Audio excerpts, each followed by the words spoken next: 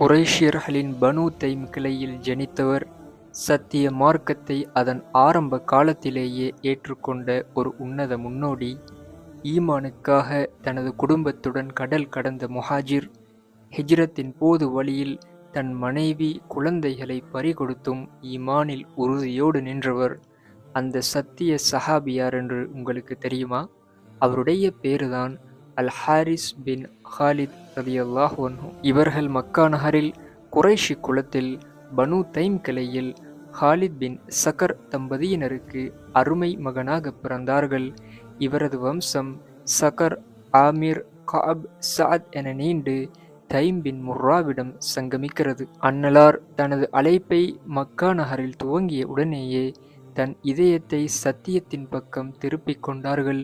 இறை வேதமாம் குர்ஆனை ஓதுவதிலும் அன்னலாரின் பொன்மொழிகளை அறிவிப்பதிலும் ஒரு சிறந்த அறிஞராக திகழ்ந்த அல் ஹாரிஸ் ரலியல்லாஹு அன்ஹு அவர்கள் மக்காவின் கொடுமைகள் அதிகரித்த போது தனது ஈமானையும் தன் குடும்பத்தையும் பாதுகாத்து கொள்ள இரண்டாவது ஹிஜ்ரத் குழுவில் ஒருவராக அலை கடல் கடந்து அபிசீனியா நோக்கி புறப்பட்டார்கள்.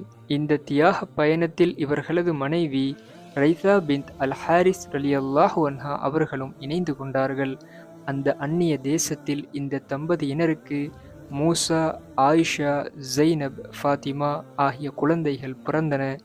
ஆனால் மூசா எனும் மகன் சிறு வயதிலேயே அபிசீனிய மண்ணில் மரணமடைந்தார். சில வருடங்களுக்கு பிறகு அபிசீனியாவிலிருந்து மதீனாவை நோக்கி தனது குடும்பத்துடன் புறப்பட்ட அல் ஹாரிஸ் ரலியல்லாஹு அன்ஹு அவர்களுக்கு அந்த பயணம் பெரும் சோதனையாக அமைந்தது. வழியில் தாகத்தை தணிக்க ஒரு நீரோடையில் அனைவரும் நீர் அருந்தினர். ஆனால் அந்த நீர் அவர்களது ஆரோக்கியத்தை சிதைத்தது.